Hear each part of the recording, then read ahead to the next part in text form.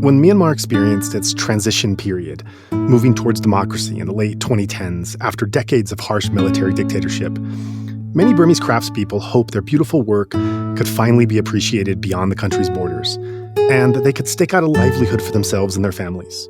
But this was not to be. Following the military coup, many skilled artisans suddenly found all possibility of continuing their work closed off and began struggling just to feed their families. At Better Burma, we have created an avenue to help, opening an online shop that offers genuine, handcrafted products made in Myanmar at reasonable prices. To see these unique designs and the lovely craftsmanship, visit alokacrafts.com. That's Aloka, A-L-O-K-A, crafts, C-R-A-F-T-S, one word.com. Happiness is watching sunsets along the Strand. Love is enjoying a cup of milk tea in Chinatown. Peace is having late-night strolls around the Sridagong. Home is where my soul feels and heals. Now, my soul is empty, and so is my home.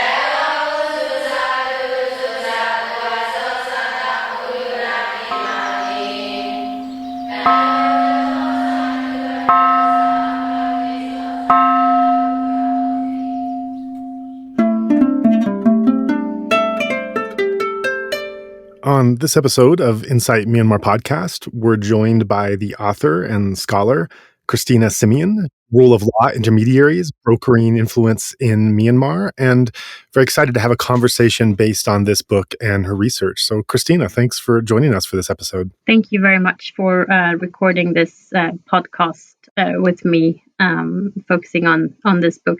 I appreciate it very much. Right. So let's get off right away. Start with some of your findings and what you researched. You began the book and the preface by noting that it was, quote, researched during a time of optimism, end quote. Can you describe in a little more detail what you meant by operating in a time of optimism compared to where we're at now, and just flesh out that period in a bit more detail for our listeners? Sure. Well, as many of you who will be listening knows by now, the opening period and the transition period that it started somewhere roughly after elections in 2010, we know now was a specific time in the country's history. Myanmar was more open to the outside world. Foreign investors were coming to Yangon and other cities to initiate their projects. A lot of foreign donor agencies also wanted to take part in what was described as, a major opportunity for transition for a country that had been isolated for decades under military rule. I could really feel this optimism as I immersed myself in the donor community in Yangon. I met people from all across the world who were, some of them were on their first mission. They did not know much about the country. They had been posted there for their first international posting. Others had worked for several years in Cambodia or other transitional contexts around the globe. And it was really this time where I also experienced that the people I was focusing on and interviewing and following for my book had a lot of optimism. They believed in a democratic future. They were working hard to achieve those goals. And there was a lot of optimism also in those years leading up to the 2015 elections. I experienced a completely different sort of sentiment when I went back just before COVID hit and closed the borders. I experienced a lot more frustration um, by then, which was early 2020, I believe. Yeah, early 2020. And I was quite surprised by the difference. The different feeling I got, and the different um, sort of feelings expressed by the people I had come to work with, or that I had come to work with during my interviews for so long. So all of that optimism seemed to have sort of gone out the window, and people had, they were not friends with their old friends anymore. They did not have the same sort of belief for a democratic future. And now today, of course, we know why that happened, or why those feelings had changed so dramatically. That's really interesting. And that's actually new information for me coming from you. That part, those sediments obviously aren't in the book because that was written, I guess, before some of those trips. But you reference being in Myanmar before the pandemic even, and long before the coup, and starting to sense that optimism starting to run its course and to transition into something else, even while there's still the NLD is still in some kind of power and there's still some kind of democracy going on, but you started to just feel a kind of sea change. Can you describe in a little more detail as you were there, what you were feeling, what you were sensing, what shape it was taking? Well, for example, one of my key informants that is also part of my study, and one of the central intermediaries that I worked for several donors. I asked him about what he thought about the coming elections and the National League for Democracy. And he told me, nothing is really going the way we expected, but they're our best option right now. So they are the best option to military rule, but they are not a good option. Also, different individuals and organizations that had been working together for a better future had fallen out. Factions had been created. Organizations had been switched around because people were not friends anymore. I think a lot of them had been disappointed, and they were disappointed because they did not see enough actual substantive change taking place. There was still a lot of rhetoric going on and discussions about things like democracy and the rule of law, but in reality, not much had changed. And this was also something that they actually told me. They said, on paper, things look better, but in reality, things have not changed for the better. That's really interesting, and I want to explore that a little bit more. But I want to back up first and get to some of your research and findings, just so the listenership can get caught up in what it was you were exactly doing before that recent visit. So to provide more context, going back also to the preface, you also described Myanmar during this period as a kind of last frontier. So can you describe what you mean by Myanmar being a last frontier during this decade? Well, it is probably a term I adapt from a lot of the people I met when I was doing my fieldwork, and it comes from this expression from the donor community that they were actually going there to save one of the last frontiers, one of the last countries to move towards democratization and a new political future. And there was something so interesting to me in their expression and their feelings about what they were doing in Myanmar. And they also, or a lot of them, came with these preconceived understandings of what Myanmar was and what it was not.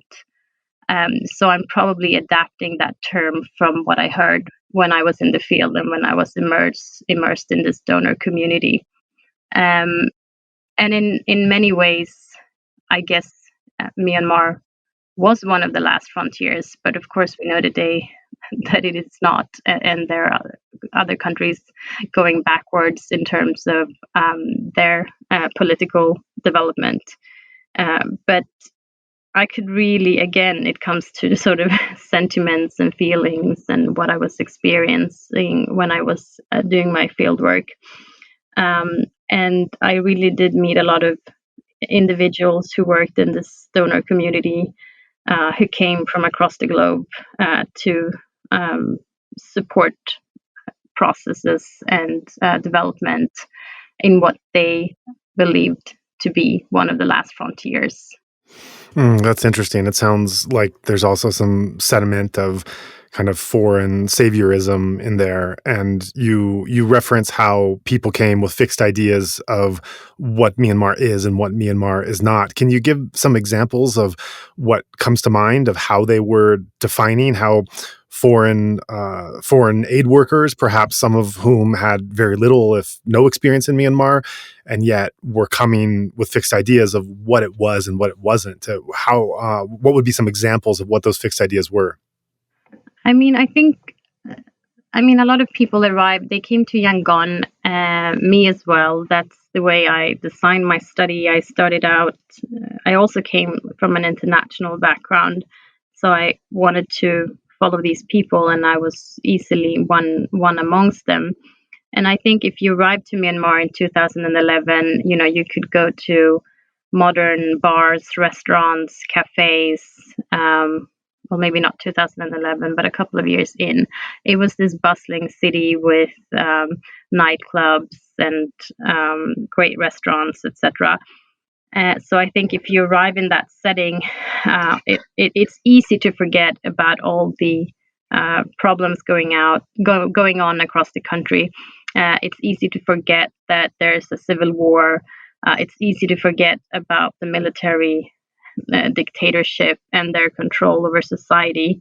And I mean, even for myself, I can admit it was not until the recent coup that I fully understood how brutal the military can be and how brutal it has been for several decades. I could just not imagine the brutality that had been going on and had happened for so many decades in that country until I saw it after the military coup. So I think it was easy to get blinded by everything that was happening in this city. And as we know, many of the international organizations that also set up offices in Myanmar at that time, they stayed in Yangon because of several reasons. Naypyidaw was difficult to access. Naypyidaw has no international schools, no good hospitals, etc. And they were also often prevented from traveling to other regions. At least in the beginning, it changed a little bit after a while. So I mean, it's easy to get one view of the country when you're in a specific city, but if you travel across the country, and you will see a lot more human suffering. But there was also this, I think, idea that Myanmar is a peaceful country with Buddhist values that propagate for peace. And of course, there are a lot of things we can unpack with those understandings. I also think a lot of the people I met they did not sort of take enough time to fully understand the context by drawing on, for example, the resources or the research that had already been done. And I think, I had someone tell me, we were able to implement development projects in Afghanistan. Why could we not do it in Myanmar? And a comment like that just illustrates how we easily compare contexts, but Myanmar is a specific case, and they have a complete different political situation. And I could also see how it was difficult for foreign development staff, for example, to understand the authoritarian system and how that system functions and how that system sort of trickles down and influences every single part of society. That's interesting. And even that comparison to Afghanistan before the coup reminds me of after the coup, many foreign observers starting to say Myanmar is going to be like Syria. Now it's going to be like the former Yugoslavia. It's a comparison to Sudan or what happened in the Arab Spring, and one after the other. And these early predictions when the coup first broke, they've all turned out not to be true. And saying by these perhaps similar class of foreign observers that is trying to grasp onto some other model that they know, because there are so few people that have really so few scholars that or aid workers. There are some, but there are such a small handful of those who have supported and followed through and understood at a ground level in Myanmar over the decades, rather than just perhaps coming with models of other places and trying to implement them. So that's interesting to see that you were experiencing something years ago that we're all living through now with the coup and with the kinds of analyses and comments from foreign observers that we've seen in the past year. Yeah, definitely.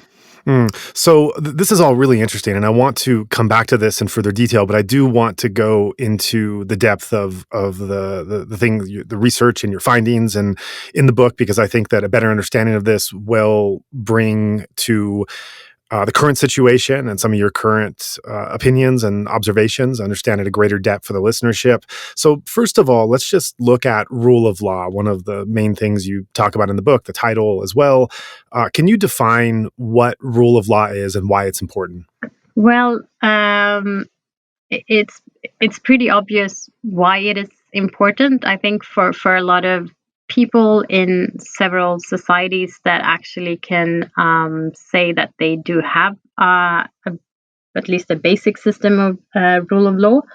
According to the UN definition, it's a principle of governance, and it is a system where we enjoy some sort of basic respect for the law, where there is a state system and leaders that follow the law.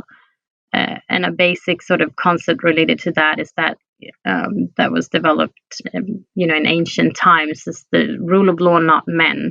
And of course, we know that fails in relation to Myanmar.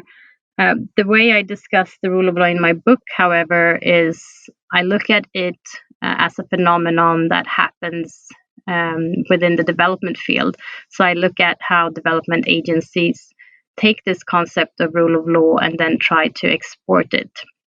And what they do then is that they try to export a system where you have, for example, independent judiciaries, you have a non-corrupt police force, you have a functioning prison system, you have a state that is governed by law and regulation, and this law and regulation needs to be passed in appropriate manners. You have separation of powers. You have a broader system of governance. You have several justice actors that can help solve conflicts. And you have laws that are made publicly available, that are communicated, that are non-discriminatory, that respects human rights, etc. There's a long list of aspects that are connected to this ideal of the rule of law. And of course, if we have the rule of law in place, we should be very lucky, because then we can avoid heinous crimes taking place. We can avoid a system where a military can brutalize their own population without being punished. We can have a system where people know their rights, where they know how to apply for identification for the children so they can go to school, where they know how to get a passport, even if they're an ethnic minority. They know how to make sure they get their land rights registered, etc., etc. So these are all very good ideals. But when we take this to the international development field, I often talk about how the rule of law becomes a model that we try to implement in different settings. And that was the aspect I took with me when I explored the rule of law in Myanmar. So I never looked at the rule of law as it exists or not exists in Myanmar. There are several scholars that have done that previously. But I did find it fascinating to look at how the international development field uses the term rule of law, or if it's a concept or ideal, but the various ways they try to work with it. And I myself, I'm one of those, and I find it fascinating on a daily basis. One of the things I found really fascinating when I was reading about rule of law as it pertained in the context in Myanmar that you referred to was that this often came up meaning like law and order rather than substantive rights. And law and order is something that the Tatmadaw definitely has promoted for some time, that they're supposedly the arbitrators and adjudicating the rule of law and the law and order of how people are behaving and following the rules and not following the rules, and that this is often how they start to interpret this idea of rule of law. It reminded me of a couple things that friends have told me and that stayed in my mind. One, I had a lawyer friend who was a Burmese exile living abroad and came back during the transition period. And she noted that one of the work she was doing as a lawyer in Myanmar at that time was trying to show how the law was something that can also protect you rather than harm you, because so many Burmese at that time had really seen the law only as having one function, as a sword and not a shield, as something that would harm them and put them at risk, and never something that could actually protect them. That was a very unknown concept for many of them. And the second thing that came to mind is a friend during this coup period and the resistance, a friend saying, look, we Burmese don't really have any confidence that the government is actually going to do good for us or is actually going to protect our communities. And in some ways, that's not even a goal we're trying to aim for. We're just trying to get them to stop harming us. If they can just do absolutely nothing, but leave us alone to administer ourselves and to take care of ourselves, that's enough of a win. But the thought of actually having a government that would care for you and protect you or have any level of stability or rights, that wasn't even really a realistic aim, according to her. So with this in mind, this idea that rule of law can be interpreted either as something that are substantive rights or trying to create a just and equitable society, or something that is just an excuse for law and order, and however that law and order is interpreted and administered. What are your thoughts on that interpretation of rule of law and the possibilities of what kinds of reforms could happen or are possible in Myanmar? Well, yeah, I mean, and your anecdotes or what your friends told you really resonates with what I experienced as well. And that was the sad fact that, ordinary people in Myanmar did everything they could to stay away from the law. The law was always seen as a tool, from the rulers to sort of oppress the population, and of course that goes against our understanding of what the law should be, and the way the law should be able to protect people's rights. And it is a very tricky situation when you talk about these things with Myanmar. I'm currently I have training courses with people in areas hiding in the jungle who wants to learn more about rule of law principles and just basic principles for lawmaking. I did a workshop today on transitional justice issues where I was talking about the fact that the state is the main guarantor of international legal norms and people's human rights. And it just becomes so obvious that it is very difficult to translate these ideals to the Myanmar setting, where we see the opposite.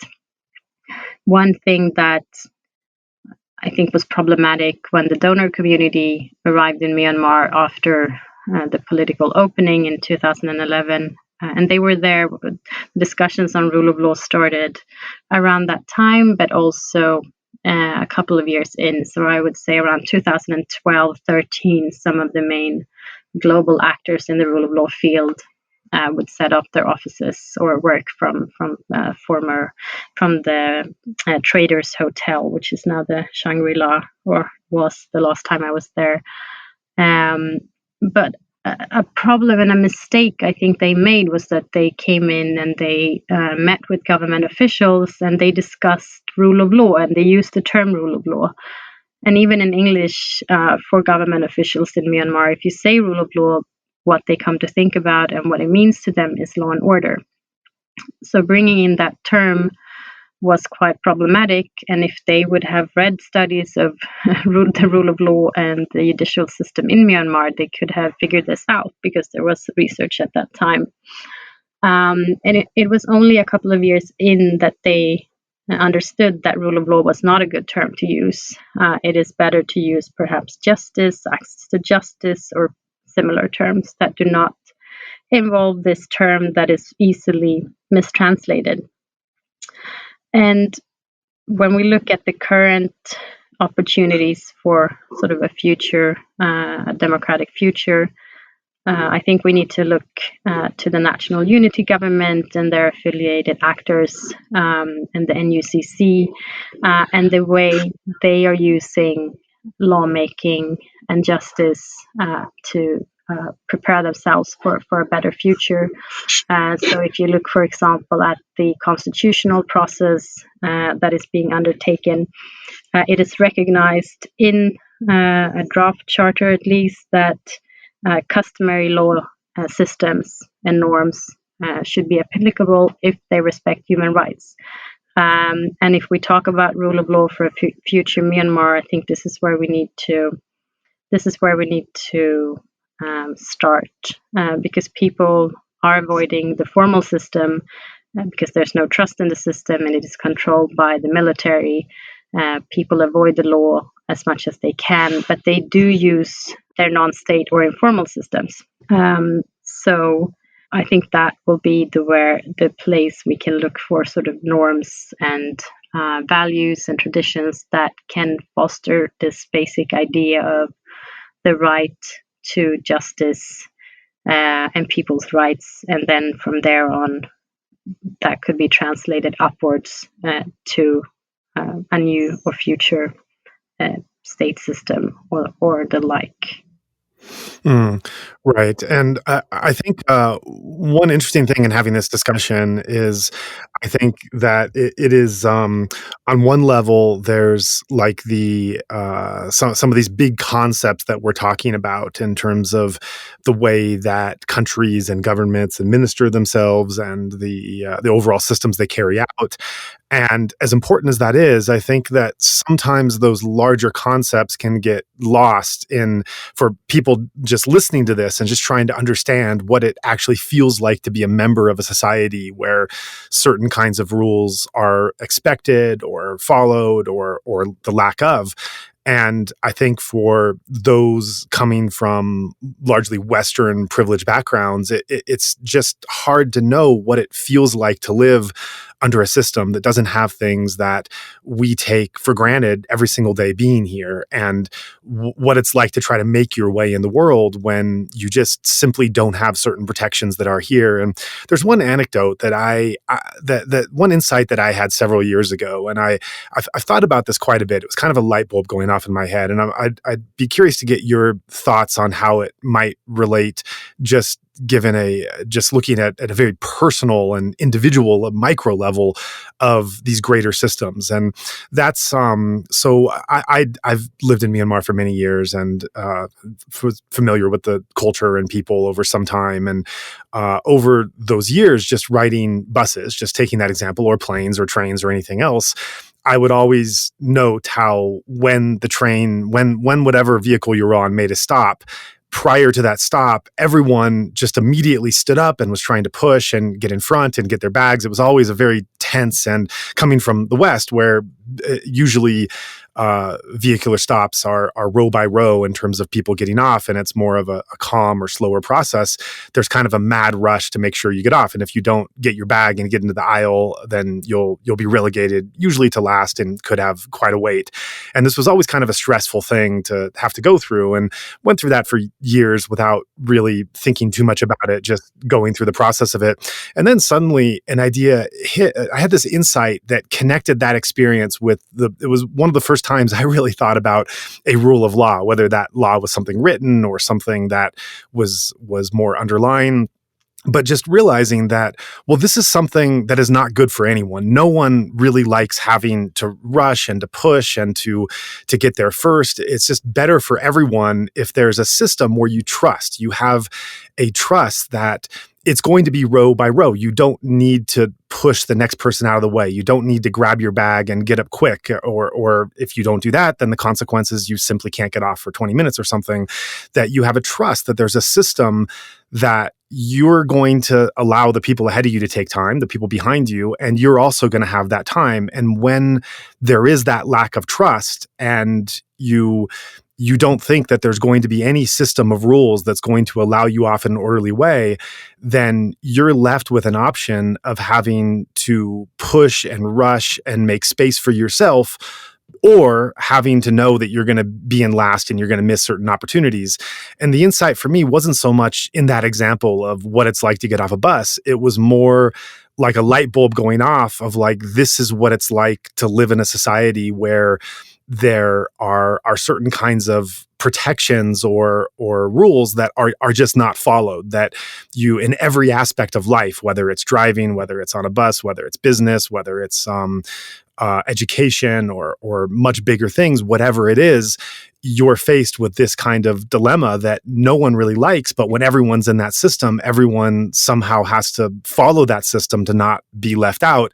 And this insight suddenly made me aware of the incredible privilege I had of being able to live with more space, more calmness, more trusting that that the system isn't going to exactly do everything for me, but it's also going to give me space to be able to do what I need to do without having to block other people out. So I'm curious. I know this is a very this anecdote is a very kind of personal thing that doesn't exactly relate to the way governments work, but I'm wondering what your thoughts are on this insight, and if you see this relating to like a wider structure of the kind of systems that we're looking at of governments and people's following. No, it actually resonates with me because I remember one of the first things I was told when I came to Yangon was that people here or in Yangon, I mean, there are street crossings, but no one knows what they're there for. So no one knows what a street crossing is, except for a couple of painted lines on the street.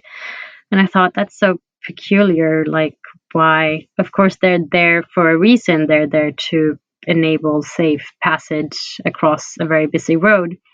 And then, living there for a while, I realized there is no way I could use a street crossing. And I mean the ones without a traffic light. So the ones without a traffic light. There's no way for me to use it in a trustful way. So I can't trust that a car will not hit me if I cross a street crossing without a traffic light.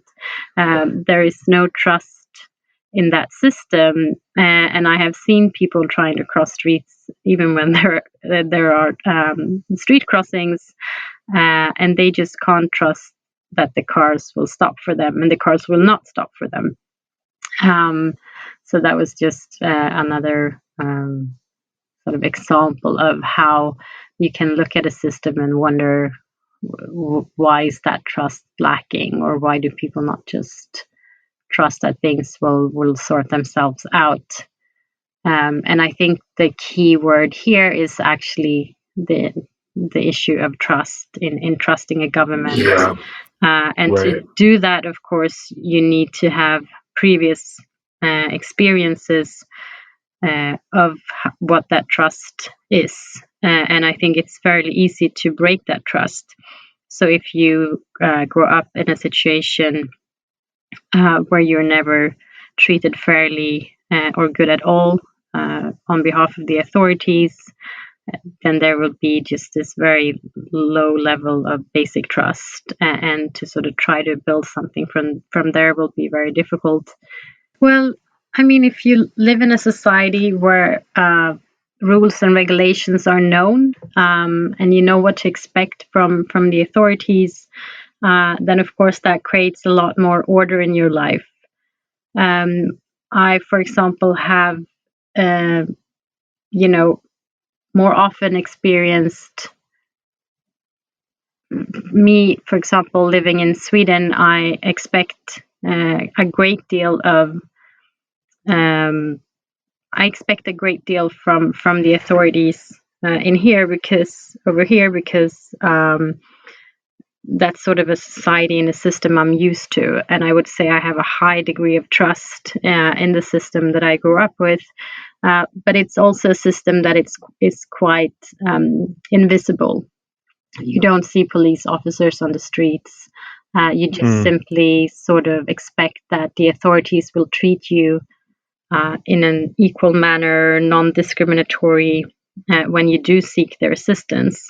And it has occurred to me more recently that this is not always the case, even in my own system.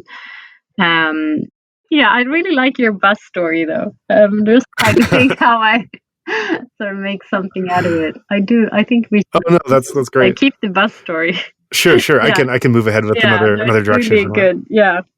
So looking back a little bit on Myanmar's history to understand how we got here, we know that Myanmar has a colonial legacy with the British. Can you share a bit about where does an understanding of rule of law that we're looking at now, or at least through the past military dictatorship, what is the historical precedent of that understanding of rule of law with the British occupation for some time? Well, as in many settings, the British colonial powers, they came in with, new systems of governance, which was not governance really, but more of a type of regulated control and brutality as well.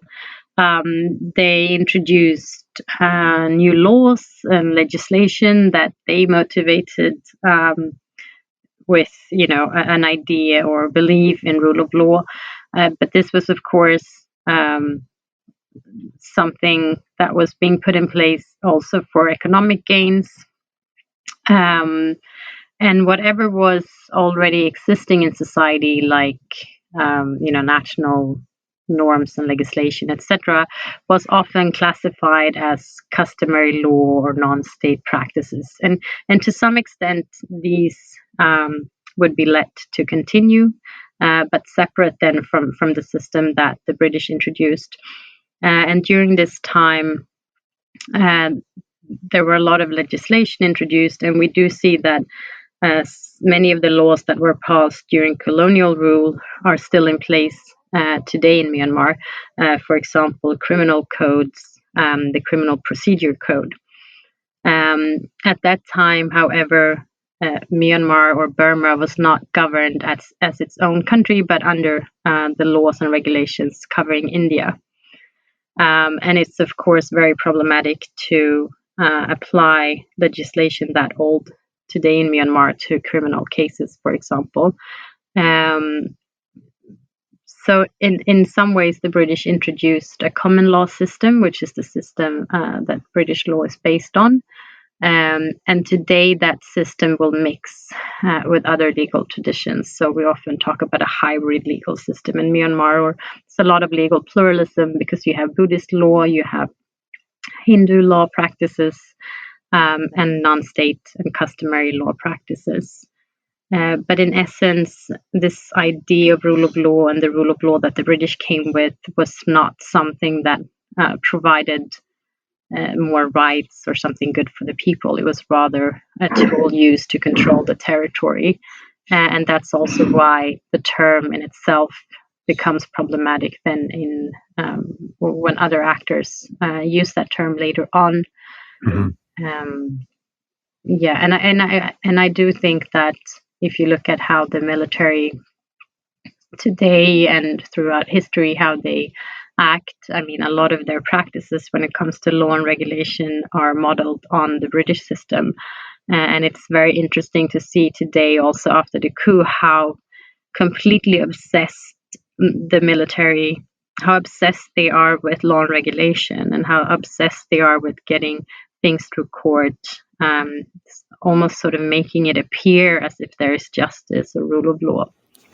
Yeah, right. And even in that regard, it's interesting to note that there are laws on the books from the British period that are over a century ago, that in the past number of years, they've actually, the military has actually tried to use some of those very, very old colonial laws to fit a certain situation where they want to stop something or enact something else. Isn't that right? Yeah, absolutely. And they do use those laws quite frequently. For example, the ban on public gatherings and other such sort of rights limitations often come from the colonial legislation. Right. And I think this is a good segue into looking at how the military government before the transition period, so from 1962 on until 2010s or so, how they understood and implemented the rule of law. And I think it's really easy to say, well, they didn't respect any rule of law. This was a brutal military dictatorship that just made up its own rules as it went along. However, it's a bit more complicated than that, as you alluded to.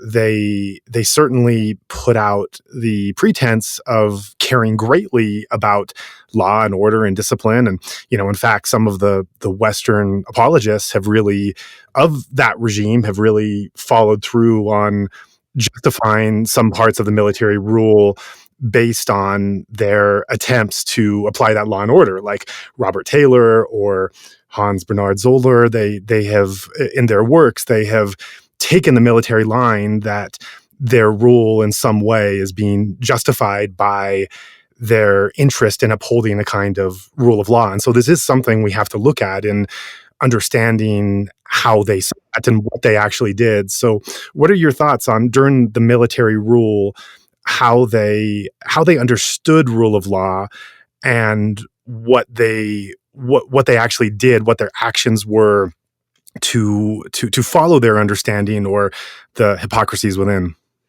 Well, what you're describing really sort of connects to one of the most a long-going discussion when in relation to the concept of rule of law. So we often separate a formal or thin rule of law versus a thick or substantive rule of law. So just to get a basic understanding, if you talk about a thin or Sure. formal rule of law, well, that could have applied in Nazi Germany because laws were passed in the territory and people were following those laws. But I mean, that's ridiculous, of course, to talk about rule of law in that context. So what we do is we talk about substantive or thick rule of law, which is a rule of law system that also respects human rights and includes all of these different qualities I discussed earlier. So it means that laws need to be non-discriminatory. You have legal equality, respect of human rights, etc. And if we put it in that context, yes, it is. You can. There could be discussion where you talk about, an authoritarian system under an authoritarian leader, somehow respecting rule of law, if you think of it in the thin or purely formal sense. But that, to me, does not really lead to any sort of constructive arguments or any interesting discussions or points being made, because that means that any leader could just pretend or sort of say that they respect the rule of law and just set up any peculiar or horrendous system that they like. So we should really not forget that when we do talk about rule of law today, we expect a lot more, and we expect at least a basic understanding for people's rights. And I find nothing of that in previous military, and the State Law and Order Restoration Council. Then it is pretty obvious to me that the main goal of those eras was to control the population. Even if Nevin, for example, introduced lay jurors, lay judges in the courts, which could sort of be similar to some sort of jury system. I mean, he put ordinary people. And we have the same thing in Swedish courts, actually, where you have ordinary people sitting as judges in courts. It's not often a very good idea. I do understand. I understand the sort of basic idea that it's people in the courts, partaking as judges. So it's a good idea, but it often does not work very well in practice. And in his case, it worked very unwell, or it didn't work at all, because these people got no education and did not know what to do in the court. So I would not agree with political scientists or these other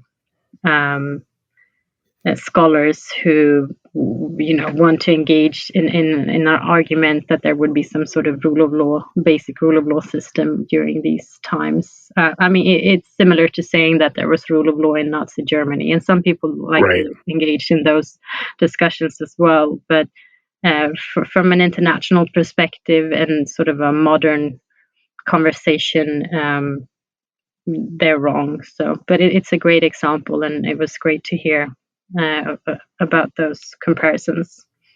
Right. So I'd like to move to looking at a deeper theoretical understanding just of rule of law in general, because in the book you talk a bit about the relationship between rule of law and, for example, economic development and the stability and security of the country. And I think this is also important because sometimes certain illiberal practices can be justified for a kind of transition, or even beyond a transition, to bring about greater economic development or stability and security.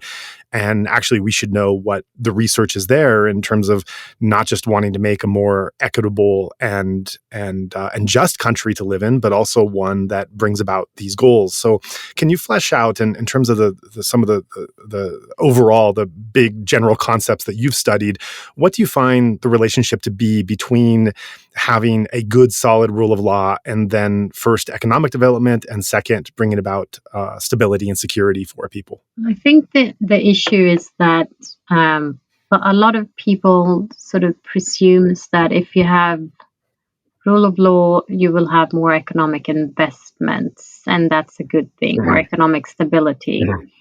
And it's not necessarily true if we look at countries in transition and countries, especially transitioning from authoritarian rule. We know that China has achieved a great deal of development and economic development without the substantive rule of law that we're talking about. But nevertheless, with the formal or thin rule of law and order focus that they have. So it's rather that I want to challenge that idea that one is sort of needed for the other. And if we look at Myanmar, for example, and we know now, even with the military coup, you have a lot of companies staying behind. So a democratic system is not necessarily something that foreign investors always look for. They also know that they can make a lot of economic opportunities without that. And also their foreign investors were able to access a parallel system with international arbitration, because they knew that they could not take their cases to ordinary courts. So that apart, for a country and ordinary people in general, of course, if you have a rule of law system in place where you can trust the courts, and you have your land rights registered and your company rights registered, there are opportunities for more economic development. But you can achieve economic development also with strict legislation put in place under an authoritarian ruler, which we see in China. I think the backlash of that can be if you're leaving a focus on rights and people's rights out of the picture, then that can potentially endanger long-term stability.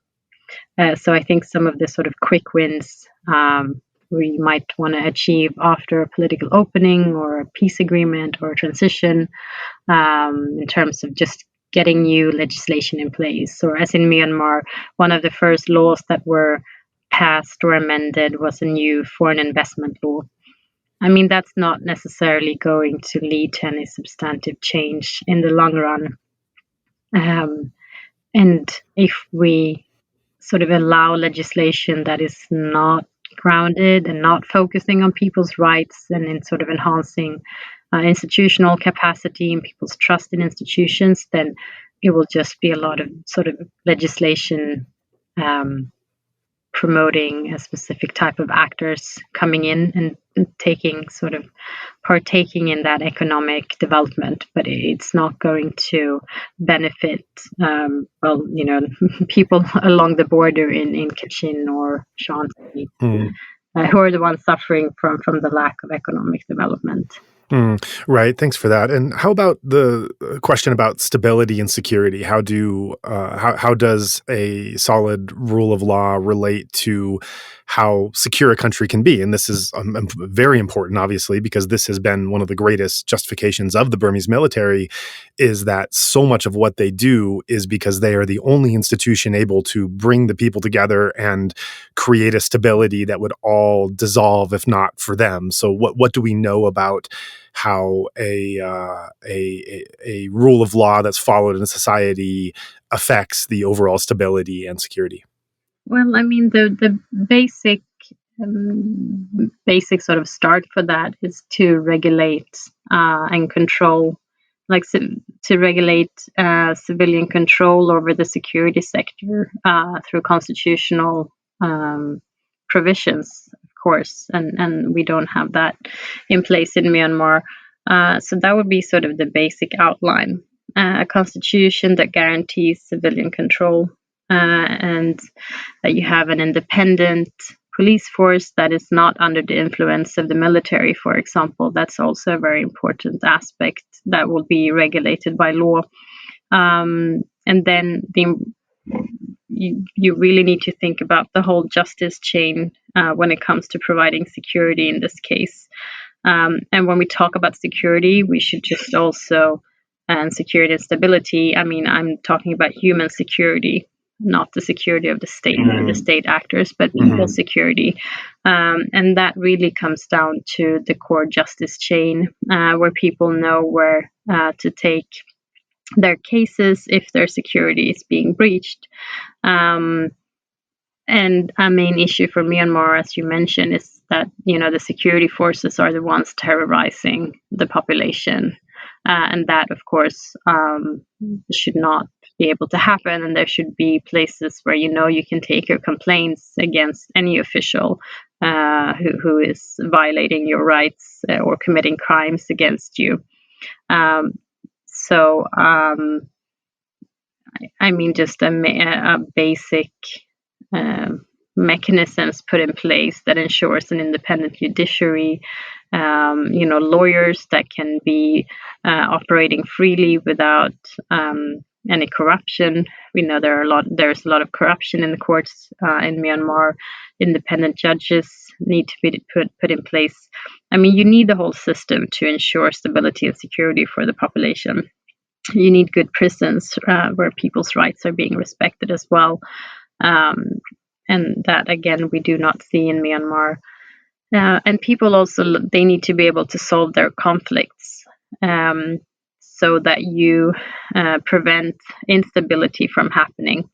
And that they need to be able to do through, an independent court system or some other ways. And that, again, we know that does not happen through formal systems so much in Myanmar as much as through non-state systems or customary justice systems.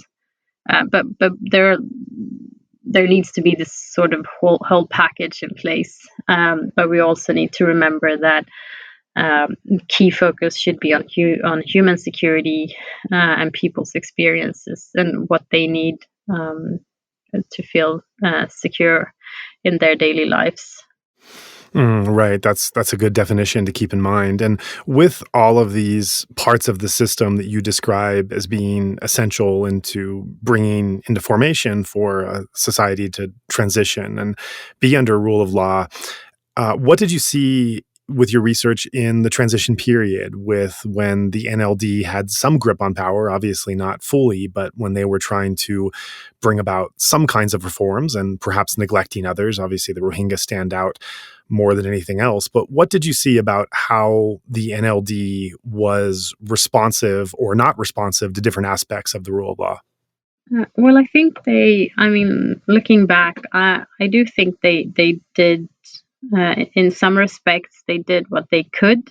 A key obstacle to developing the rule of law in Myanmar was, of course, or is the 2008 constitution, which guarantees military influence over the parliament, as well as other significant ministries in the country. Even just starting out there, it's difficult to talk about the rule of law. Also, when you have such strong military control over the parliament, which is one of the key institutions for ensuring the rule of law in a country. Also, in terms of rule of law, not men. The whole idea sort of fails on that because some of the generals enjoy immunity from prosecution, according to the constitution, if I don't remember incorrectly. So just sort of introducing this idea that everyone is equally responsible to crimes, for example, under the law. It's difficult when you have a constitution as problematic as Myanmar's 2008 constitution. And it's difficult to talk about a key aspect of rule of law, such as independence of the parliament or separation of powers, when you have the military taking part with 25% of the seats in the parliament. So I do think that it was not very easy for the NLD to foster the rule of law or promote the rule of law in that setting. What they did do and what they focused a lot on was, of course, constitutional reform for various reasons. And they were well aware of the fact that the constitution was the main obstacle to rule of law reform in the country. And we know what happened to the legal advisor, Ukoni. He was shot and assassinated because of that work. And this, I think, it illustrates how sensitive this was and how sensitive it was to actually work with these issues, and especially constitutional reform. Except from that, there was progress being made. International donors try to support the establishment of a national bar association, and lawyers have played a very important part in Myanmar's previous opposition towards military rule, and they play an important part for the possible development of rule of law in Myanmar. They also play a very important part as human rights defenders now, and have done so for decades. So there were attempts to establish an independent bar association. There were different training centers. I think they were called rule of law centers, being supported by Aung San Suu Kyi when she was heading the rule of law committee before she was in the elections with the NLD, which saw their success. But she was heading the rule of law committee before that. Might be a good thing to remember. And she did introduce the idea of rule of law centers where people could get a basic rule of law education. And I do think that's a good start to any sort of development or progress, that people actually can be educated and know that they do have rights, and that in some places a system exists where people trust the authorities and where they can have their rights claimed against the authorities, etc. But there was also a lot of focus on planning. So the reforms being undertaken with Supreme Court, for example, or the Attorney General's office, much of that seemed to result in sort of planning documents, but not much actual progress or implementation of reforms. Hmm. And as part of your writing and your research is about looking at foreign aid workers and development people that are coming in and trying to assist in the rule of law during this transition period when you were there, this time of optimism, as we said at the start of the talk. You describe how rule of law can be interpreted in different places and by different people, coming up with distinct definitions. And with this in mind, can we say that rule of law is something that is fixed on cultural understandings, meaning that it can be somewhat more relative or subjective? Or is it seen more as like a technical set of objectives or a checklist that could and should be applied anywhere at some kind of minimum standard? I think the latter is what I have, what I sort of write about. I mean, if you look at how you can actually develop rule of law and achieve it, it needs to be based on, I mean, the basic, very basic idea of lawmaking, any lawmaking, is that it has to be based on people's norms and values. So you can never, Hmm. ever create a law, for example, um, that aims to be educational, to teach the population to act in a different manner, because it should really match what people are doing at that moment. Hmm. So any sort of rule of law making, then, because rule of law is strongly, rule of law is a concept, but it's based on laws, of course, and those laws need to have follow certain standards, but they also need to be connected to people's understanding of the law and the norms in society. But then again, when we take the rule of law as a concept and we seek to implement it or develop it or strengthen it in different contexts, it does come with this checklist. And it's a very good checklist. And it would be ideal if all societies could follow this checklist, because who does not want to know what the law is? And who does not want the law to be clear and clearly demonstrating what I can do and what I cannot do, and all of these things.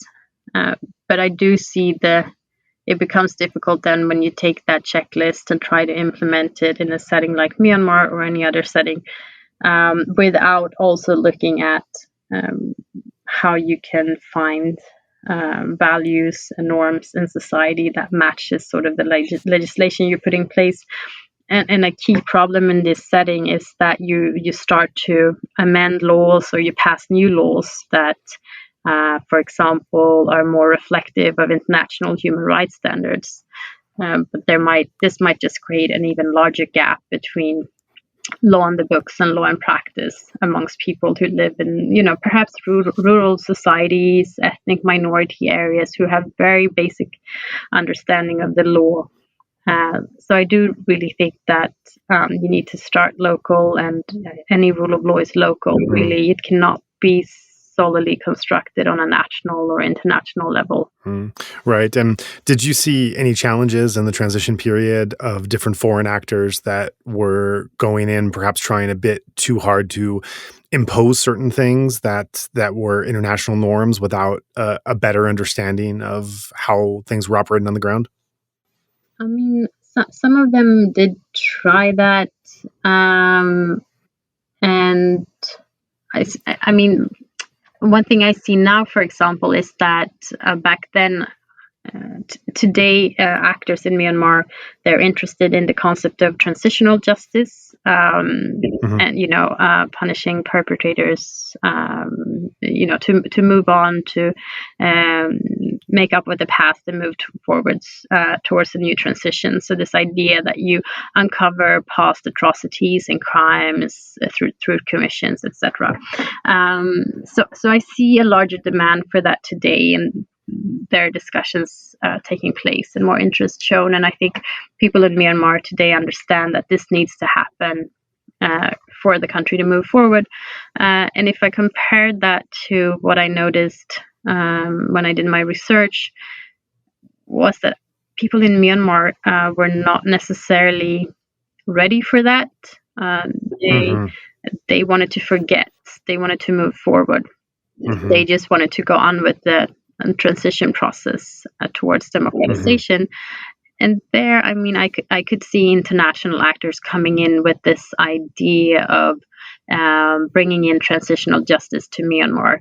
And some of them had worked in Cambodia. And they really, of course, I mean, they saw the need and the importance of this topic, but it was not welcomed at that stage in Myanmar as much as it is today. So I did see that they were not trying to impose something, but they had a different understanding of what was needed for Myanmar. And in relation to rule of law as a concept and implementing a rule of law, again, I think it was more a matter of bringing in something that was a bit uncomfortable and a term that was not well translated. So my intermediaries, the people I studied, would tell me, for example, I don't want rule of law. I don't want to talk about this term because it's not suitable to the local context. And there, I think there should have been better assessments in the beginning or more discussions about how do we package these reform programs in a suitable manner. But I don't think it's not necessarily always about imposing things. It's also about a lack of knowledge, lack of understanding culture or linguistics, etc. That's good to know. And I'm glad you brought up the concept of intermediary. That was where I wanted to go next. You write quite a bit about the role of intermediaries in the transition period and in relation to rule of law. So can you take a moment to define what is an intermediary and how are they connected with the rule of law, especially in Myanmar during this period? Well, I will... what is the intermediary? And it is fascinating that, and I think about that. I was just thinking about that recently, why I'm so fascinated by the intermediary. And it started out because I myself, I have a background working on rule of law development, more in the policy field rather than implementing. But on one of my trips, I met this lawyer, an Uzbeki lawyer who was working on a large EU-funded project in Uzbekistan. And he told me that he felt very frustrated because he was working with the national government on the one side and the EU project on the other side. And he said, I can see both sides getting things very wrong. They don't understand each other. They're doing the wrong things. And I'm stuck here in the middle with important information, but I can't reveal it to either side. I feel very frustrated. I feel stuck in the middle. And to me, that sort of raised my interest in this intermediary role or this middleman individual or woman who's stuck in a middle position. And what I could also see is that these people are often, they're a common feature throughout history. So the colonial interveners had, village headmen or different intermediaries that they controlled their territories through or communicated with local populations. You had them, in the indigenous communities in the Americas before that. So all throughout history, through when you have had certain sort of foreign powers intervening in specific ways or certain ways, this intermediary role has emerged. And the intermediary, and I find similarities between intermediaries. I studied in Myanmar with, some of the intermediaries that were being used a long time ago in indigenous communities in South America. But they're often characterized as someone who's bilingual. They might be of mixed race. In the case of Myanmar, they were foreign educated. They had sort of been prepared during previous decades of military rule. So they had been sent, they had been taking part in English classes and English training with also some political influences. But it's often this person who has a way to communicate with both sides. And when I talk about both sides, I mean the national or local populations in their culture, and this foreign intervener. And the foreign intervener can be from the central state, as compared to a rural community, or it can be an international development agency, or a colonial power. So it's just this aspect that someone from the outside is coming to a community, and then you need someone to help communicate in between these different communities. So you have the intermediary who's there to translate different contexts or different concepts, or just pure communications. You have the intermediary who is there for trust building, because you might not trust the outsider, but you trust this intermediary a bit more because he wears the same clothes as you do or speaks the same language. And you also have the intermediary there to mediate in terms any conflict emerges between these two groups. And this is, of course, a very simplified description of the intermediary, and reality is a lot more complex than this, and you don't always have two sides. But in my case, I have a background as a lawyer, but I never worked with practical law, but I worked in, as I mentioned, with the policy field in this. And I've always just been very interested in how the rule of law as a concept, and how you work with it and how you try to work with it. But I mean, I think my interest in intermediaries, for some reason, is actually even broader than that. So sometimes I think I could have done my study of sort of rural development projects or water sanitation projects and looked at intermediaries in a way. But then, I mean, as you saw in our previous discussion, rule of law is still something I feel very strongly about. But the rule of law then becomes a way for me to situate my study of intermediaries. So I use these rule of law projects in Myanmar as a background to emphasizing the role of intermediaries. And Myanmar at that point of time was also an excellent sort of site to study the movements and activities of intermediaries.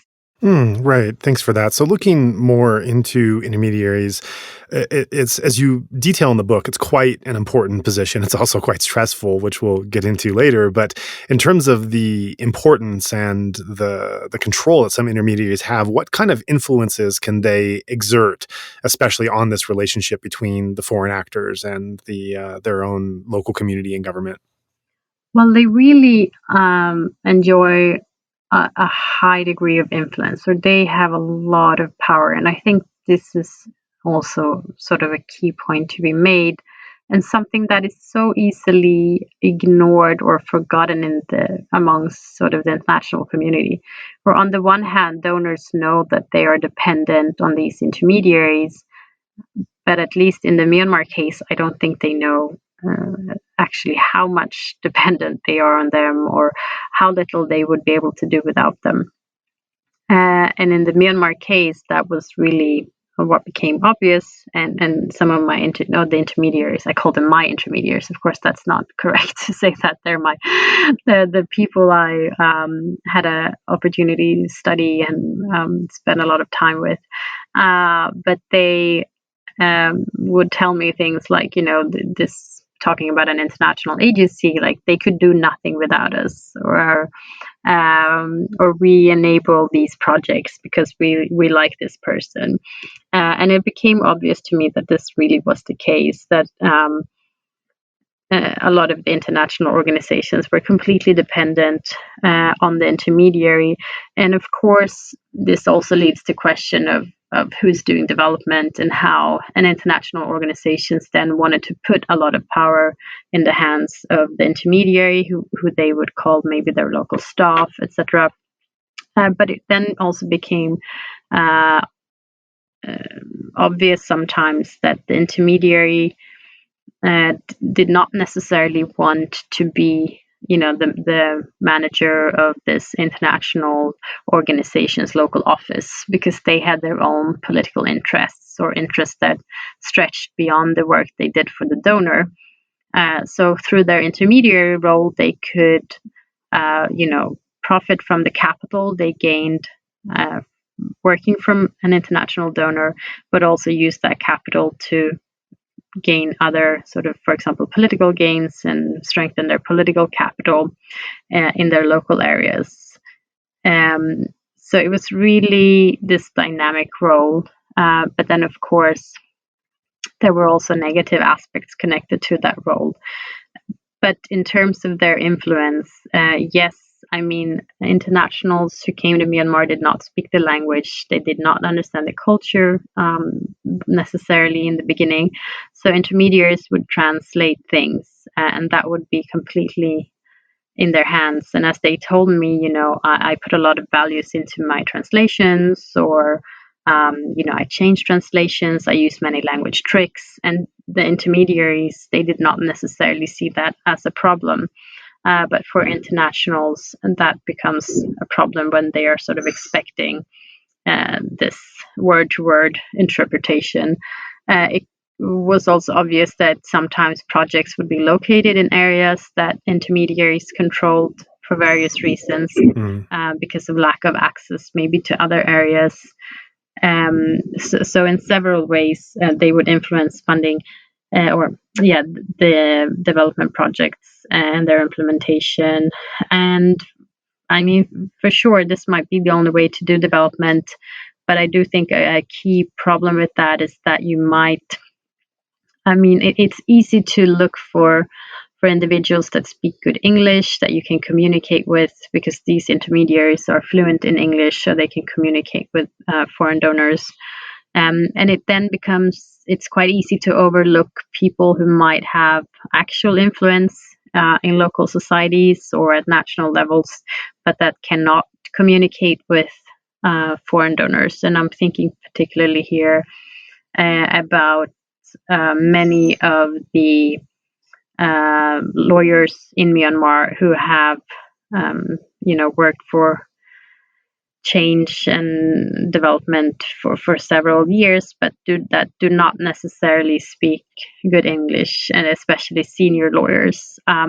And my sentiment was that they felt quite overlooked with the arrival of foreign donors working on rule of law, and the fact that they employed very junior people, but that spoke good English, and then could sort of match the rhetoric that foreign donors used, so they could stand up at conferences and easily talk about rule of law, human rights, etc. That's really interesting, and it brings another personal anecdote to mind with that, just thinking about foreign experts or foreign professionals in their own field and country that come in and try to more or less give the same kind of training or program or administration as they're used to elsewhere, and not understanding why it's not working. And one of the incidents that comes to mind in hearing that is before the transition, when I was living here, I must have been about 2011 or so. There was a foreign trainer that came in to give a big seminar to hundreds of people, and I was invited to attend. And in one of the courses they gave, there was, I can't quite remember what the meaning of the workshop was, but there was some kind of analogy being given to Coca-Cola and to the ubiquitousness of Coca-Cola, how it's everywhere, and it's something that you can buy cheaply, and it's in, every little part of the world. It's just something easily available anywhere you want to get it. But at this time in Myanmar was one of like 3 countries in the world at this point that did not have a Coke bottling plant. And so Coke was available in Myanmar, but it was available basically through smuggling it from Thailand and at hugely marked up prices. So it was like, $1 or $2 a bottle from a Thai bottling plant. And it was the kind of thing you'd have at like upscale restaurants or like a special birthday party, something that you wouldn't have very often and that you kind of treasure when you did, and that poor people would never have. Back then it was, Star Cola and these different Myanmar brands that were trying to make their own kind of cola company.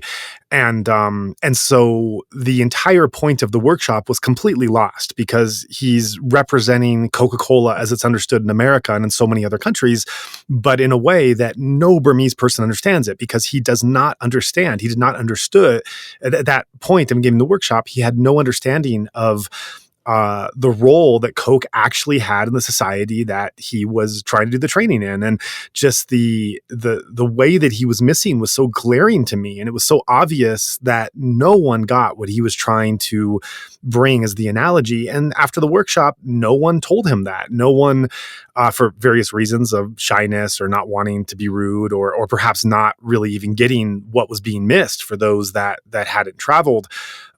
He walked away feeling he had probably given some very good points, some very good workshops, and yet because he didn't have an understanding of the local culture, this concept that worked in so many other places just went over everyone's head here. And that at that time, I was leading training courses. I was working through the American Center at that time. And we were making a huge effort in our courses to really understand the conditions people were operating in, with making site visits and needs assessments and everything else. But beyond that, we were going beyond training the participants that came to our course and trying and implementing a training of trainers courses, a TOT, where we would just instill the training methodology that we were implementing as foreigners into bringing that into a local population, so that knowing that they were the best administrators of, once they got the concepts of training that we were implementing, that they could do a far better job with bringing those into a local culture and language and needs and everything else. And so I think stories like this really highlight the dangers of missing things that would be obvious to the reality of everyone living in Myanmar, and yet for those that had been in many other countries in the world that were not Myanmar, would make assumptions that they just simply wouldn't get. And so that brings the intermediaries in the middle of this, where they are trying to negotiate between the foreign actors that are coming in and trying to bring certain values or norms that they want implemented, and the intermediaries trying to understand what that is, while also having obviously a much deeper understanding of those local cultures and values and possibilities and realities and everything else. And as in the example of that Coca-Cola incident, you have to have some kind of negotiation of meaning. You have to have some kind of tutorial of understanding both what is meant from one side and what actually exists on the other, and to be able to relay that. And towards this end, you noted that in Myanmar, these intermediaries were also somewhat moral entrepreneurs in their ability to be able to negotiate between what the realities were on the ground and what these foreign actors wanted. So I'm wondering, first, just your thoughts on that anecdote, and if you if that rings any bells, resonates with anything you saw, and then looking at this role of moral entrepreneurs that you describe of the intermediaries. Well, your anecdote really resonates to me, and I remember my childhood in communist Romania, where I got to drink, because it was partly foreign, so I got to drink Coke smuggled into a restaurant from a teapot. And I remember, even as a child, I was thinking, why do I get this Coke when I know the kids out here would die to have a sip of the Coke that I can drink freely when I'm back in Sweden. But it is interesting how and I saw this quite recently as well. Foreign so-called experts. And this is another issue, that sometimes, people on the ground, they actually want foreign experts, or their idea of a foreign expert. And this also becomes a bit problematic. And I told someone today, I can't answer that question because you're the one who can answer that question better than I do. And the reply was, but you're the foreign expert, so I wanted to ask you since you're here. Again, I said, it's not my question to reply to, because I don't have an answer, and not just because I'm not don't know the answer, but because it's not my answer to give. But I do see how disempowering this is. So if you're not well prepared, and in your case, that guy should have made sure before he based his whole presentation on that people actually drink Coke, and if they don't drink Coke, what do they drink? If he would have sort of involved a local drink in that presentation, perhaps it would have been a great success.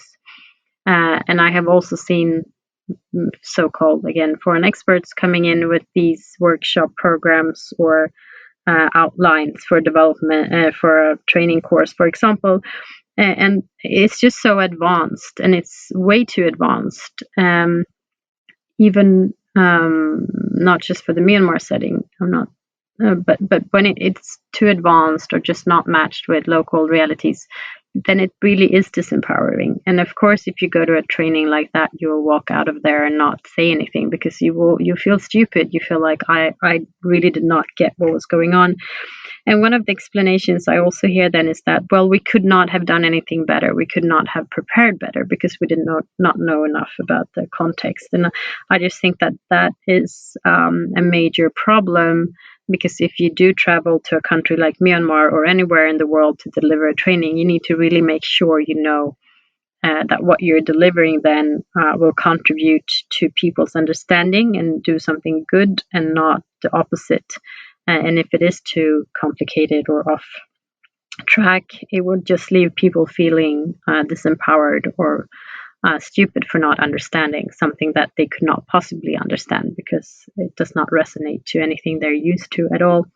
And you mentioned something about focusing on the wrong things, and the intermediary becomes an important actor there. But that also made me think of, for example, if you would come in and focus on the rule of law in Myanmar, and if you would just focus on the formal court system, how inaccurate that would be and how problematic that would be. So imagine putting all these people through courses about the formal court system and what that can do for you. That would be also a waste of time because people access justice in different manners. They go to non-state systems, etc. So there again, you really need to know that you're focusing on the right things. And I should say, I did experience some actors. For example, I saw the training manual for these rule of law centers that were partly supported by Aung San Suu Kyi and the Rule of Law Committee. And their training material is really impressive, and it really highlights the what you mentioned from your work, this idea that you train people on the ground so that they can deliver trainings.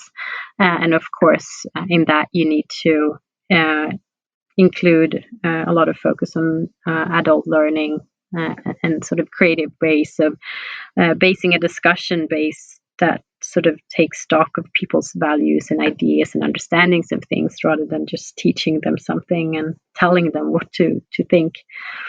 In terms of intermediaries being moral entrepreneurs, I think this connects a bit to what I mentioned previously, that they had goals that stretched beyond the work they did for international donors, and they often had political interests, and they used their opportunities to sort of promote their own understanding of concepts. So while they were, for example, doing translations, they sometimes infused, and I'm quoting here, infused translations with their own values or ideas because they wanted to promote something that they morally felt was the right thing to promote. And that, of course, also connects to their background, which was often in political activism, and they were just used to operating in that way for so long. Mm-hmm, right. And I think going a bit deeper into who these intermediaries are and how they came to occupy this really important yet somewhat invisible position, who generally are these intermediaries? What is their competition to become one? What kind of background do they usually have? How are they found? What can you tell us about the kinds of people that have become intermediaries in the transition period in Myanmar in the 2010s? A lot of them had been attending book studies. No, the study group at the American Center, or English classes at the British Council. So they often said that we know each other from the dark days. We all went to English school together at the British Council, and I did see that there was some sort of strategy, but quite low-key informal strategy being undertaken out of that. But that also, of course, steered them towards being politically active for the National League of Democracy or similar parties. So it was rather political activists or people with a tradition, a history of political activism. Some of them had been to prison. Not all of them had a legal background, but almost all of them had worked for international donors during previous decades, but not within the fields of law and governance or rule of law, because that had not been focused on previously. But they had all worked with international donors somehow, for example, with livelihoods, when that was an accepted area for donors to focus on. Many of them had been selected to go abroad to study for a semester or through a master's program. So they had been some of the lucky few that were able to leave the country for that. They all spoke good English. But what was difficult for foreign donors, and they said, I want one of those. This is what one of them told me. I want one of those. And I said, but what do you mean one of those? Well, an English-speaking lawyer. So a Myanmar lawyer who is also fluent in English. And that was apparently really difficult to find. And a lot of the most influential intermediaries in the rule of law field were actually not lawyers. And the reason for that was that international actors, again, they come in and they look for things as they know them from home. So they look for an English-speaking lawyer with, the same type of values that they have. And then they come to Myanmar and they discover that lawyers in Myanmar do completely different things from a lawyer in the US or Sweden or wherever. But they did then find individuals who had not a legal background, but that had other qualities. Intermediaries were also quite charismatic. They were able to speak fluently about human rights and different values that appealed to internationals. They had large networks, and they spent a lot of time fostering these networks, not always without the critique of their foreign employers. But I could see that many of them knew each other and they were connected to each other in different ways. They were quite young, a lot of them, so they were not these senior level sort of people that often did not speak English as good as these more junior people did. Right. And one of the things that you note in writing about them is that some intermediaries came to be chosen more on their personality and having some kind of friendship with the foreign actors rather than their ability, which led to its own kind of problems. Yeah, and they would tell me, I don't doubt their ability, and they were definitely good at their job, but the issue was that they were not delivering on the things that foreign donors were expecting. Like they would expect assessments of draft laws, etc. So like legal work as well. But they were really delivering on, fostering networks and going to events, networking, etc. And it was also here that they were discovered. Someone told me, I was picked up at a conference. So this foreign organization saw me speaking, and then they came up to me and asked if I wanted to work for them. And I guess that's the most obvious way to do this. And I was at another seminar talking about my book, and this man who had been working in, I think it was Pakistan for decades, he said, I go down there a couple of times a year. I always meet the same group of lawyers. What else can I do? And of course, that's the most obvious and easy way to do development work. And it's not always easy for foreigners to access other areas. And you go to different conferences with other internationals and people that sort of cluster in those groups. And if you find someone who's a fluent English speaker and who can communicate with you and can agree on the importance of your project, it's difficult then to start to look for other options, I guess. Right. And I think I mean, looking at intermediaries and their role during this time, it just feels like it was this perfect storm of influence because on one hand, you have a transition period, which obviously highlights the last frontier, as you put it, and it is bringing about this enormous interest in all fields in journalism and investment and aid and development and so many other things are all coming at once. And so there's never been such an opportunity for these kinds of relationships. The people that are coming, as we've illustrated in so much of this talk, come without really much at all of an understanding of Myanmar society or culture or language or other things. And so they need the help more than any other. And then on top of this, you also have the element that in Myanmar society, uh, having having mutual friends be able to introduce you and vouch for you is one of the most important features I have found in that society. It cannot be overstated how important it is. And I remember actually being another anecdote just came to my mind. I remember having a dinner with someone, an American guy, who was going to be opening a hostel with a Burmese partner, and he was very worried about just making sure that that what they were agreeing upon in terms of how they would start this business and this was quite the partner he was working with was quite important in his own way and whatever his level in society or his connections. But the person I was having dinner with, this American, was just worried how to make sure that what they were agreeing upon was protected. And he just kept going over the contract. He kept talking about how many times he had read the contract and, what he should be aware of with that. And it was me and several other expats who had been there for longer periods. And we were just laughing and saying, look, it's fine that you're looking at the contract. We don't want to dissuade you from doing that.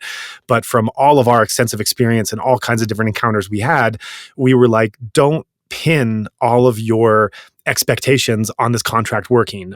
Don't, because that, as we're talking about now, I realize I can now use the term rule of law and trust to apply to what we were talking about more casually. Just that the contract might be followed, it might not be followed. It's good to have something written down you can refer to, but it does not have the power it has here.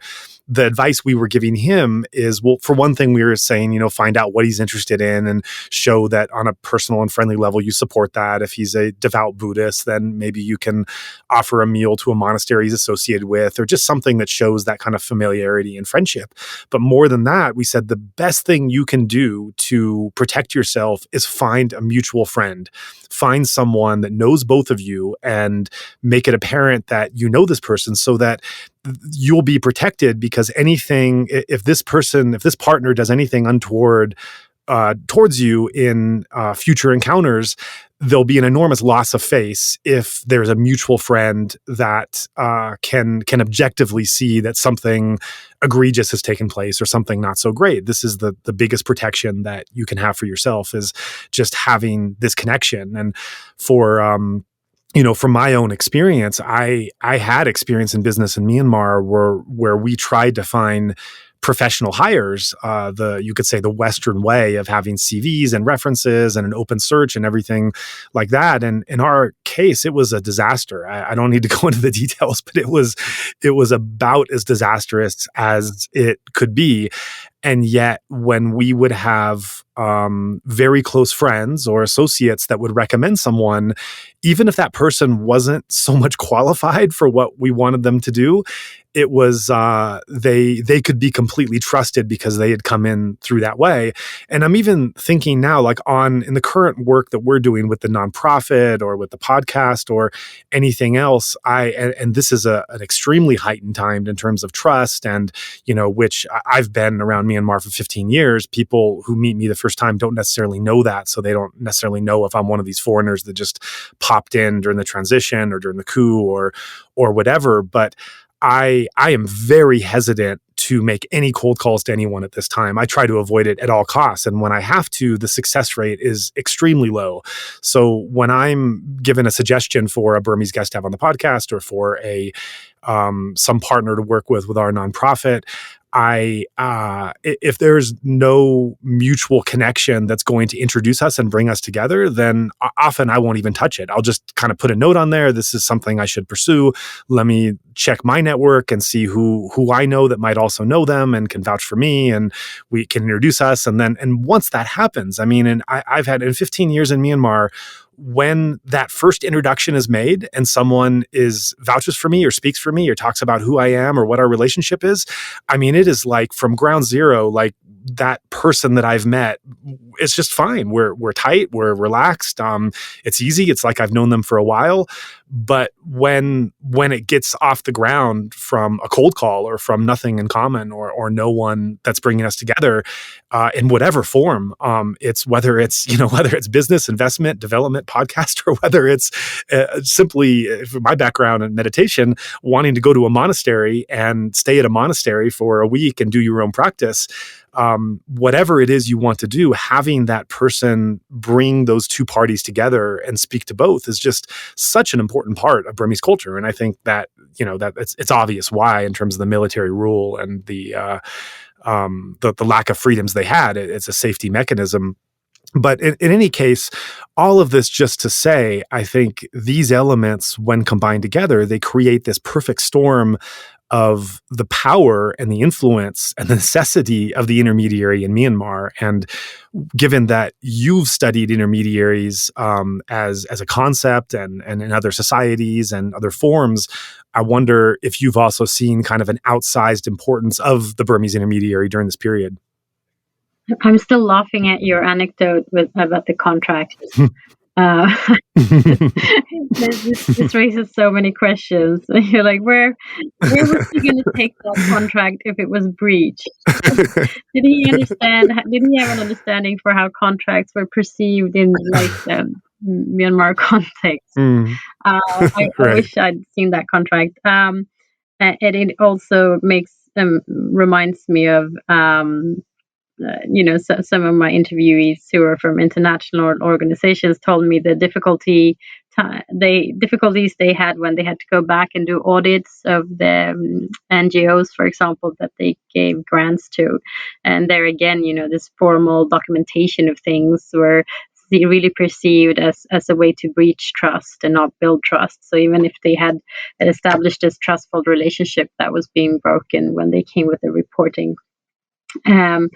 And also another thing that came to mind was how one of my closest friends who is from Myanmar, and she was working for a foreign donor, but in a different sector and with a university. And she told me that she went to the university every day for a year before they were ready and able to willing to talk to her about a potential project.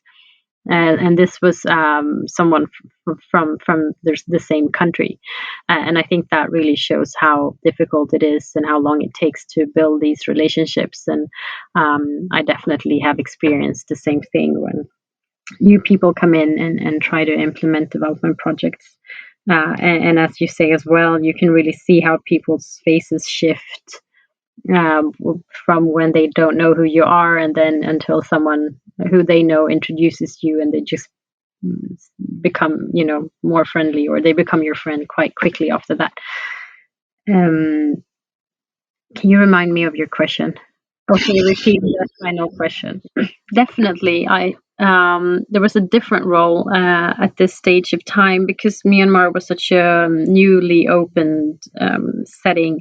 It had been isolated for so long. A lot of actors came in and tried to do things in the same sector at the same time. So you could really see, and that's also why my study was, it was possible to conduct this study because I could follow intermediaries in real time almost.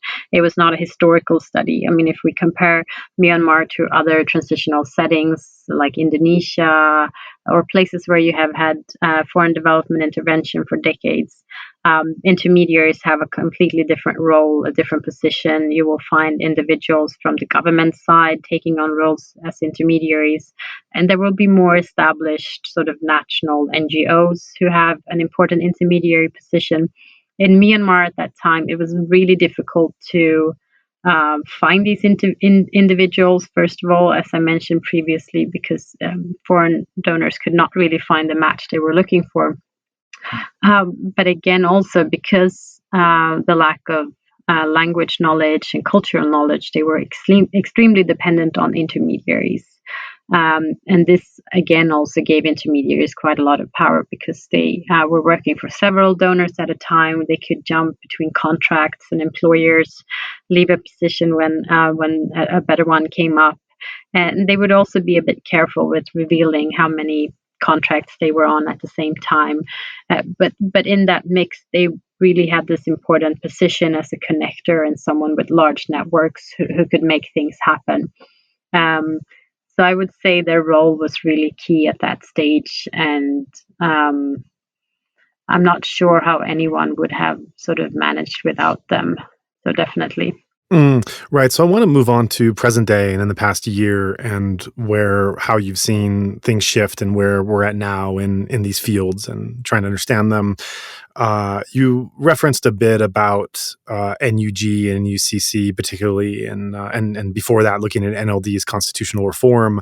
But I think just from a lay perspective, I think many people have noticed how at the time of the Rohingya, many Bamar especially seemed to be against what they might have seen as foreign concepts of rule of law coming in and trying to see something as they saw imposing on their country. And yet now there's very much a call for rule of law in the egregious crimes and atrocities that are being committed on a daily basis by the military.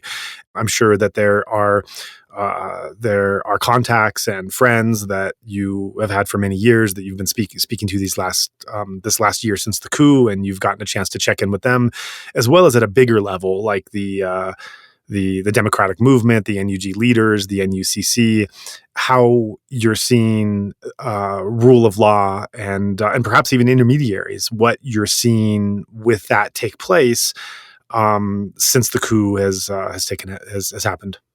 Great. Save the easiest question for last. No, it's a great question, and it's I won't be able to give sort of a full correct answer, but I can give my observation, and I think I mentioned I talked about this briefly previously in my own very subjective understanding in a way is that an impression of this is that people today, as compared to a couple of years ago, have really understood that they can't go on sort of claiming that transitional justice or rule of law are foreign concepts. They know that they need to apply those in an appropriate manner and in a sort of democratic manner that also takes into account human rights and international law, that needs to be applied also in the Myanmar context. And there will be disappointments, and we've seen people in the civil disobedience movement asking for the responsibility to protect, for example. And that is quite oppressive because we know that there will be no other nation to come in or the UN to come in and actually fulfill that responsibility. But what it does show us is, people's increased understanding of the need and the importance of international law, for example. And that is, of course, strongly connected to a future with the rule of law in Myanmar. Also, as I mentioned, I do see that there's an increased interest in and an eager to learn more about transitional justice mechanisms, and that, of course, also connects to the rule of law because it is a measure that can help strengthen rule of law system in the future and institutional development, etc. It's also a way to make sure atrocities do not happen again that has happened in the past, etc. I understand that there is a great more focus on actually once and for all making sure that past crimes and atrocities and the crimes that we see take place on a daily basis And I mean then crimes against international law. So even if they're not crimes according to national legislation, or even if security forces are exempt from legislation or from national legislation, etc. So crimes against international law, crimes towards the population are being undertaken in Myanmar. I experienced that the democracy movement and actors affiliated to that today really do not accept that these will go unpunished. And I don't know what your experience is, but I mean, my impression from previous years was that people were so eager for democracy and for reform that they were willing to sort of forget about the past to some extent and just move forward. And the other process that I see is the constitutional process that the NUG and NUCC are involved in, and of course they have identified the key obstacle to rule of law in Myanmar, which is the 2008 constitution. And they are investing, a significant amount of time and efforts in making sure that a new constitution can be written for the country, a constitution that is based on democratic values, human rights, connected to people's norms and understandings, ethnic minorities, their systems, their legal systems and customary law, etc. It's also a constitution that will be based on public consultations, which also seeks to address all of these aspects. So I do see that there's an increased understanding that Myanmar needs to be sort of on track with international standards and need to be on par with international standards. I feel that actors in this movement, they have left that idea that Myanmar is different or that these are foreign concepts. They can see more clearly now, I think, what those concepts and those ideas can do, and those tools, if they're implemented correctly, can do for their country. But then, of course, there is this slight disappointment as well. And there will be disappointment, but still I think that there's a lot more optimism for the future, and also an inclusive future that involves, ethnic minorities and their rights in Myanmar as well. And when it comes to intermediaries, there are, of course, new intermediaries appearing, or intermediaries connected to the constitutional process, for example, or other such processes. And I guess the sad part of that, I see that some of the people I spend time with in Myanmar, they have gone back to defending political prisoners, or they're operating again as human rights defenders in a similar manner to what they did before political transition. And in some ways, I also get a sense that they're more used to that role than the role they had after 2011. So some of them seem to just be back to sort of business as usual, going to court, defending prisoners, and that's quite sad to me. And when I see that, I feel that 10 years of sort of discussion and progress were being lost. But then we need to remember all the other processes taking place. And I do see a great interest from many of the actors from the NUG or NUCC in discussing rule of law and transitional justice and constitutional reform. So at least that's a positive progress. But then a key issue is, what do you do about the state actors and the actors who are in place in Myanmar at this stage? Right. Yeah. Difficult.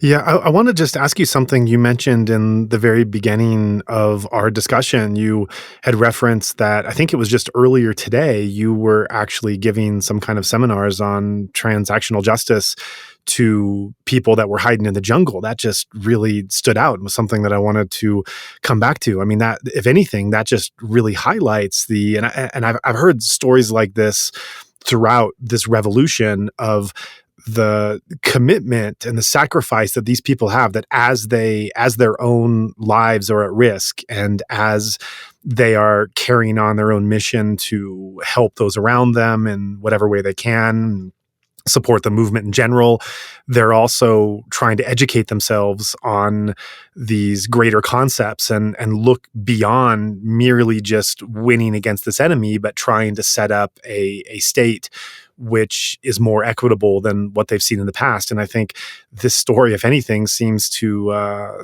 really bring that out in a lot of color. So I'm wondering if you could share more about not just that meeting, but what kinds of conversations you've been having with what kinds of people, and in general, just how you've been involved with those that are trying to learn these concepts, and what you've seen of the people you've been talking to. I think that revolution is bringing out a different side in many people, as it does in human nature, and how you're as someone who studied this for many years before, what changes you're seeing in those that you're starting to talk to. Well, it definitely gives me, it sort of encourages me to go on with my work. And I'm, truly someone who can be quite skeptical towards this field. And I often question, I ask myself who would want to listen to me talking about the rule of law, for example. Like what can I tell someone that they would find interesting and that they don't already know? And it's such a contrast when you're sitting here in this peaceful city on Zoom, and then you have people with almost no electricity hiding in the jungle, or having just almost sort of shootings going on outside. And they are actively participating in your training, and they are discussing everything that people discuss in these trainings or workshops, and they want to talk about concepts such as rule of law or transitional justice. They want to know how they adapt those concepts to their own setting, how they can implement them, how they can work with them, how they can achieve peace, how they can achieve rule of law, how they can move forward with a transitional justice process. And the difficult part then is to actually provide some sort of realistic prospect for these big ideas and big processes. But I think that the basic this sort of basic eager to learn more about all of this is the best start, and a good start for now. And I can't say much more about the people and what they do and who they are, because of sort of Sure. Yeah, for sure. And I know that's not what you're asking, but and I'm trying to sort of give more context to it still. But I just find on sort of a daily basis this urgent interest in these really big concepts or ideas and processes. And also people who are, wanting to work with me. They want to do research or write things while they're sitting in these very tricky situations. And I think we can also see, except for their participating in workshops and trainings with actors from abroad, we can really see, how used people have become to using Zoom and online trainings. And also that, the NUG and NUCC, most of their meetings, they're Zoom meetings. They're all in hiding somewhere, and they're conducting this whole constitutional process, and they're running a government over Zoom. And I think that is also quite, it's quite important. Oh yeah. So yeah, any way we can sort of contribute to that, to these processes, is a good way forward.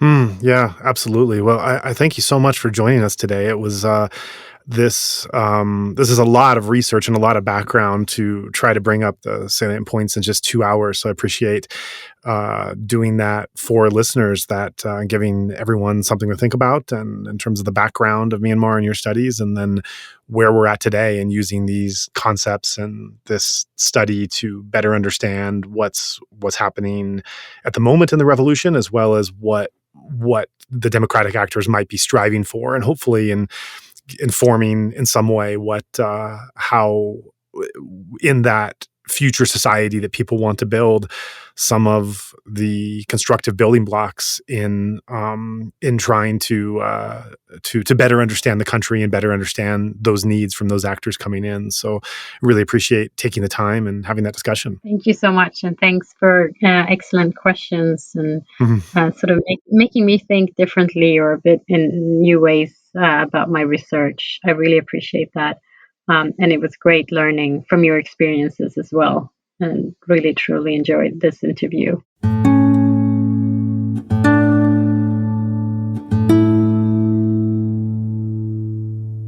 For whatever reason, even as the conflict in Myanmar continues to worsen, it somehow continues to be shut out of the Western media news cycle. And even when the foreign media does report on the conflict, it's often presented as a reductionist, simplistic caricature that inhibits a more thorough understanding of the situation. In contrast, our podcast platform endeavors to portray a much more authentic, detailed, and dynamic reality of the country and its people, one that nurtures deeper understanding and nuanced appreciation. Not only do we ensure that a broad cross-section of ideas and perspectives from Burmese guests regularly appear on our platform, but we also try to bring in foreign experts, scholars, and allies who can share from their experience as well. But we can't continue to produce at this consistency and at the level of quality we aim for without your help. If you would like to join in our mission to support those in Myanmar who are being impacted by the military coup, we welcome your contribution in any form, currency, or transfer method. Your donation will go on to support a wide range of humanitarian and media missions, aiding those local communities who need it most. Donations are directed to such causes as the Civil Disobedience Movement, CDM, families of deceased victims, internally displaced person IDP camps, food for impoverished communities, military defection campaigns, undercover journalists, refugee camps, monasteries and nunneries, education initiatives, the purchasing of protective equipment and medical supplies, COVID relief, and more. We also make sure that our donation fund supports a diverse range of religious and ethnic groups across the country. We invite you to visit our website to learn more about past projects, as well as upcoming needs. You can give a general donation or earmark your contribution to a specific activity or project you would like to support, perhaps even something you heard about in this very episode. All of this humanitarian work is carried out by our nonprofit mission, Better Burma. Any donation you give on our Insight Myanmar website is directed towards this fund. Alternatively, you can also visit the Better Burma website, betterburma.org, and donate directly there. In either case, your donation goes to the same cause, and both websites accept credit card. You can also give via PayPal by going to paypal.me/betterburma. Additionally, we can take donations through Patreon, Venmo, GoFundMe, and Cash App. Simply search Better Burma on each platform and you'll find our account. You can also visit either website for specific links to these respective accounts or email us at info@betterburma.org.